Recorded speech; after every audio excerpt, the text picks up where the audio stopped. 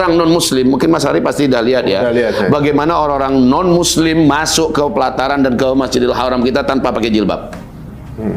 Di Mekah dan Madinah. Karena mereka targetnya adalah wisata. Wisata ini direkrut, udah boleh masuk Mekah Madinah supaya dapat duit mereka. Semua jenis dosa mereka buat untuk menggantikan minyak masa depan. Jadi minyak bukan lagi andalan utama, tapi pariwisata. Mereka keluarga mereka sendiri ini nggak dapat daurah atau gimana? Nggak ada apa? Nggak ada daurahnya. Sekarang Mas Ari, mereka ini Arab Saudi itu kan dari keluarga Yahudi. Mas Ari tahu kan? Saud ini, Alu Saud ini adalah keluarga Yahudi.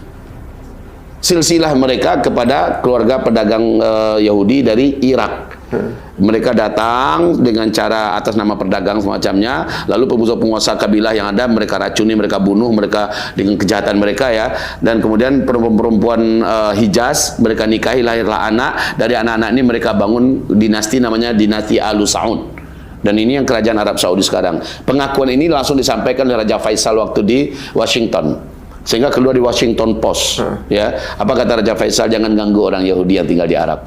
Kita bisa kok hidup bertetangga dengan mereka. Buktinya kami adalah orang Yahudi. Kami keturunan Yahudi. Jadi nggak heran kalau hari ini orang-orang Arab Saudi itu cuek dengan yang terjadi di Palestina sekarang. Ya, bahkan mereka nangkapin malah siapa yang bawa. Jadi nggak heran kita. Oh gitu, jadi paham kita. Jadi paham ya. Makanya dulu mungkin waktu Lawrence of Arabia itu memfitnah kenanya bangsa Saud karena mungkin ada korelasi kepentingan itu. Iya. Jadi sebenarnya kalau kita perhatikan hari ini, yang menggenggam Saudi hari ini memang Yahudi. Coba aja lihat simbol-simbol kepolisian, simbol apa tuh, simbol Dajjal semua kan? Simbol Dajjal semua. Jadi kalau kita kaitkan ini terlalu banyak yang mau kita bongkar tentang Arab Saudi, berhubung dengan akhir zamannya, ya terkait dengan akhir zamannya, semua simbol-simbol itu sudah mereka ciptakan sekarang. Bahkan persiapan datangnya Dajjal itu sudah mereka persiapkan betul di Mekah, di Madinah, di mana-mana. Maka ada logo-logo mata satu di. Jadi haus Mas Adi minum ya. Ya. Wow, gila ini ibaratnya teman-teman mind blowing nih. Saya sendiri banyak yang baru tahu sekarang nih. Guys, ini kebuka nih. Oh ya Bu ya, ini ada berita Ibu ya. Berita sedikit. Apakah ini ada korelasinya Bu ya mengenai badai matahari yang konon kabarnya akan terjadi di 2024 gitu. Dan sebentar. Jadi katanya ini siklus yang terjadi akan sampai puncaknya ya ke-25 itu badai matahari di 2024 solar storm ya. Solar storm yang kabarnya itu akan mematikan juga itu. Akan ada puasa listrik selama 17 hari itu. Jadi nggak ada internet, nggak ada listrik gitu. Jadi nggak ada sinyal radio gitu. Mengganggu sinyal GPS. Nah, tadinya saya pikir saya mau tanya tadinya apakah ini awal-awal Tuhan gitu. Tapi kalau dari penjelasan Bu ya tadi kan berbeda nih. Kira-kira ini fenomena apa Bu ya?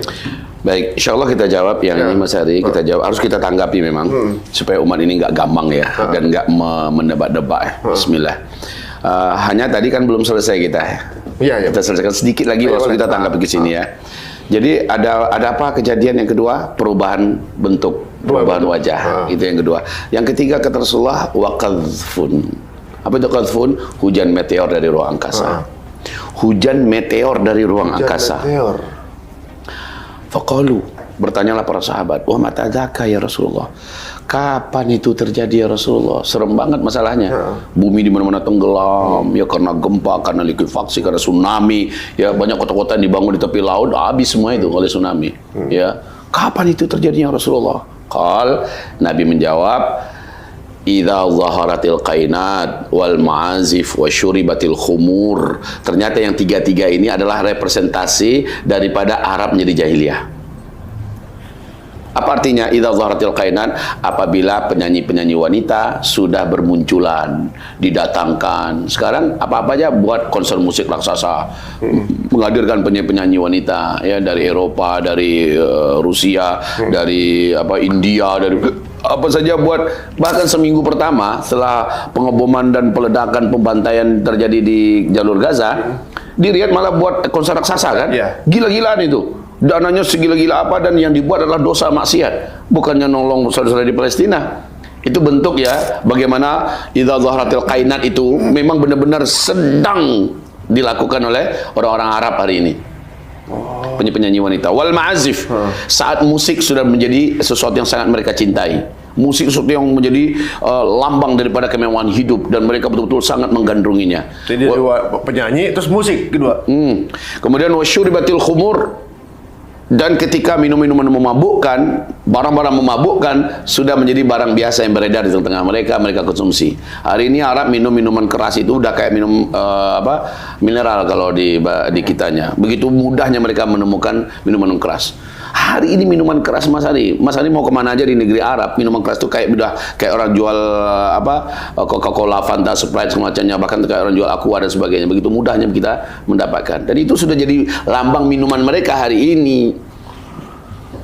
Sebenarnya itu tanda-tanda itu dalam waktu seabad terakhir udah kayak gitu sebenarnya. Ustaz, lebih kentalnya kemari. Oh, lebih kental sekarang ya? Khususnya Arab Saudi. Arab Saudi kan baru 2017. Oh iya. Kalau di Arab memang baru. Arab Saudi kan baru 2017.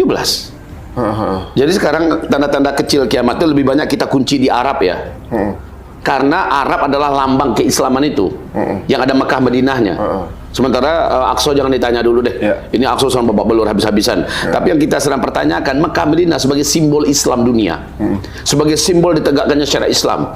Aneh aja kalau seandainya di Mekah Madinah dilaksanakan ritual-ritual najis seperti itu. Ya, acara-acara yang sangat diharamkan oleh Allah. Aneh aja, tapi itu udah dibuat hari ini. Iya, memang. Siapapun ulama hari ini berani, tadi Mas Adi kan nanya nih, apa enggak mereka ikut-ikut daurah semua? Iya, enggak bisa Mas Adi. Siapapun bicara hadis satu hadis yang terakhir zaman ditangkap itu ulama. Oh benar, berarti ada eksekusi ulama-ulama di sana tuh? Ya, siapapun berani ulama bicara satu hadis ya ditangkap ulamanya. Kenapa? Jawabannya adalah karena setiap hadis Nabi yang menceritakan akhir zaman, Arab Saudi pasti kena. Arab Saudi pasti kena. Ya, jadi jangan coba-coba membicarakan hadis fitnah akhir zaman di Arab Saudi. Jangan coba-coba. Siapapun anta pasti ditangkap. Ya. Dan setelah itu anta akan dibungkam, tidak bisa lagi bicara. Syukur kalau masih bisa dilepaskan. Jadi di Arab Saudi ini termasuk yang diharamkan oleh mereka bicara tentang hadis akhir zaman. Karena akhir zaman itu tandanya adalah di mereka semua terjadinya. Pemirsa yang kami cintai, ingat sajalah saat nanti Imam Mahdi muncul. Kerjaan Imam Mahdi apa dulu yang pertama? Ingat. Kerjaan Imam Mahdi yang pertama membersihkan Arab dari unsur-unsur para penguasa yang munafik ini. Ini kerjaan pertama Imam Mahdi, dan Imam Mahdi udah dekat sekali. Jadi ini pertanda nyata bahwa penguasa-penguasa Arab hari ini sudah tak layak lagi untuk memimpin dan bercokol di negeri Arab. Mereka harus dibersihkan semua. Imam Mahdi keluar kerjaan pertamanya adalah membersihkan seluruh Arab dari anasir, dari para pemimpin-pemimpin yang memang sudah merusak seperti ini. Lalu para ulama, orang-orang yang dipenjarakan semuanya dibebaskan oleh Imam Mahdi. Saat Imam Mahdi nanti muncul ya. Kita kembali kepada topik kita tadi dan kita hubungkan dengan solar storm tadi.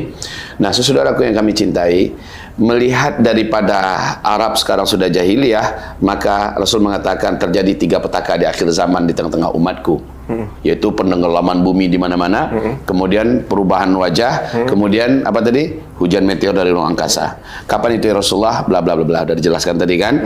Maka dengan ini nyambung sekali dengan hadis Nabi tentang Palestina. Gimana tuh? Tentang Palestina, Nabi bersabda sallallahu alaihi wasallam, wahai Ibnu Hawalah, apabila engkau sudah mendengar, apabila engkau sudah menyaksikan khilafah Islamiyah sudah berkumandang di Baitul Maqdis, artinya Baitul Maqdis sudah merdeka.